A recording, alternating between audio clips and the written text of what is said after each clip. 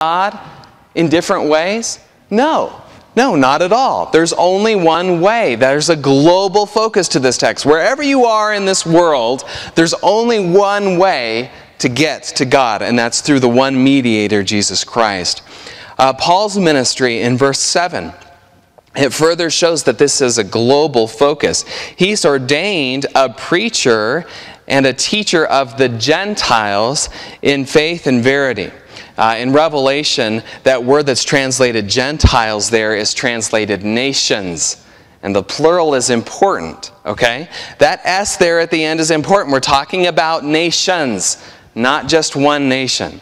So don't get me wrong, the nation is included in the globe. Last time I checked back there, United States is still on the map. Okay, we're still supposed to be praying for our kings and those who are in authority, but it's much broader than that. It's not just those who are in authority, it's all men all over the world. Paul's vista in this text is global. One more point of orientation before we get to the weapons. What is it that Paul wants us to pray? We've looked at the fact that we have to pray and who we're supposed to pray for, but what are we supposed to pray? What is it, the prayer that we're supposed to say when we're obeying this text? Well, it says that we may lead, verse 2, a quiet and peaceable life in all godliness and honesty. I was talking to a pastor a couple months back about this text, and he said that when he was reading it, this is kind of an anticlimax. We don't expect Paul to pray for a peaceful and quiet life. Especially if we're reading this text the second time, and we know that verse 4 is talking about God wanting all men to be saved. He wants them to come to a knowledge of the truth. He talks about in verse 4 a mediator between God and men. Verse 5 talks about a ransom. Verse 6 talks about a ransom. Verse 7 talks about Paul's ministry. Friends, he's an apostle, not a real estate agent, okay? So what is the connection between a quiet and peaceable life that Paul tells us to pray for and all of this about salvation and coming to a knowledge of the truth and finding the one mediator and the one ransom? What's the connection between those two? It's not sacrilege to ask that question of Paul, to scratch your head and say, I don't get it. What's the connection? Why do you tell us to pray for a quiet and peaceable life when everything you say after that in the same paragraph, in the same set of verses, is concerning salvation? What's the connection between those two? And I believe that the connection is something that Paul lived in his personal life, something that he was very familiar with. In fact, we learn that this letter is written to Timothy, who is at Ephesus.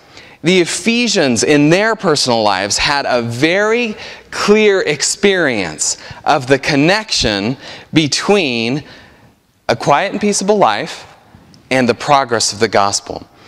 In Acts 19, there's an account of how Paul had spent 3 years of profitable ministry in Ephesus, where this letter was sent. This letter was sent to the church at Ephesus. Paul had been there for 3 years. Very profitable ministry. It seems that he had trained, I believe, Epaphras, if I've got my names correct. He trained Epaphras, who then went on to Colossae and started the Colossian church. Paul had never been to Colossae. But because of this hugely successful, forward-going, God-blessed ministry in Ephesus, churches were planted all over what would today be called Turkey, including in the small city of Colossae. So there's this successful ministry going for 3 years, and it's all brought to a grinding halt when a silversmith realizes that he's losing money from this huge ministry that Paul has. He's losing money because people are repenting and turning from their idols, and all of a sudden the demand for his silversmithing, his making of idols, has gone down. And so he can't charge as much, and he can't make as much profit. So he starts a riot, okay? And the whole city gets all crazed, shouting, "Great is Diana of the Ephesians." And the whole city is in an uproar, and the result is that Paul has to leave. Do you see the connection there? Paul has been doing 3 years of ministry of the word. He's been given an open door, and all of it comes to a grinding halt when a quiet and peaceable life are taken away. What I want you to see is that he's not just talking about, I think we would think of it as, when we see a quiet and peaceable life, we think a green lawn, a picket fence. You know, on the weekends, the neighbors aren't too loud. It's a quiet and peaceable life. That's not the picture at all. What we're talking about is a means to the end. He's praying for stability so that the gospel can go forward. Here's another example of where if a quiet and peaceable life is missing, then the gospel, the ministry of the gospel suffers. In Kenya, 2007, 2008, there's an election, and one tribe is supporting one candidate, and another tribe is supporting a different candidate. So there's 2 candidates running. They're both backed basically by their own tribe. There's about a dozen tribes in Kenya. These are 2 major tribes. In the end, it seems, at least from what I can gather, both sides cheated. And each side is angry at the other side for cheating.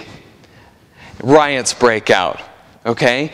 Racial, ethnic violence. Not one color against another, but one tribe against another. This happened in many of the cities in Kenya. In the slums of Nairobi, it was happening as well.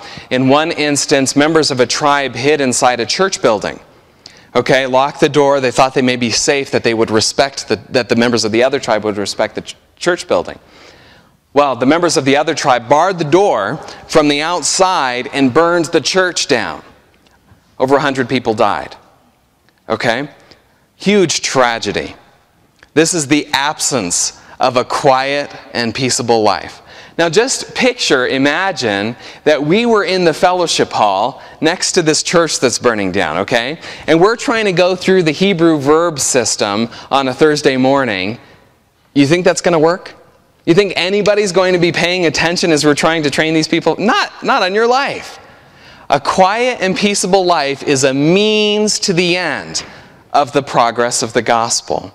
Throughout history, this has worked like this. Let me give you just an aside. I don't think this is Paul's point in this passage, but you can see it. That his strategy is to think of it as a means to the end. That means it's not the end. Evaluate your own life. Is a quiet and peaceable life, has that stability become the end for you? Or is the progress of the gospel still the end? And everything that you secure in this life is still going for that end. It's a means to that end. All right, all of that was introduction. We'll go through these 3 weapons pretty quickly. 3 weapons for global intercession. And all of these are pretty basic. It's basic Christianity that drives global intercession. First, God desires or will have all men to be saved. I have a little footnote by the word will, and it says desires in my margin. He will have all men. He desires all men to be saved. What I think of is Luke 15. Okay, you see the father of the prodigal son, and he's at his home looking out, apparently looking daily for his son to return. And when he sees his son on the horizon, he runs to meet him. I mean, he's a stately lord of a household. And he leaves that all behind and runs to embrace this son. The son has a repentance speech all planned out. He doesn't let him finish. He starts a celebration. And the common refrain, there's a few parables in that chapter, Luke 15, if you want to look it up. And the common refrain is, all of heaven rejoices when one sinner repents. Can that be a weapon for you? As you think of that celebration when one Kenyan repents, or one Mormon repents, when you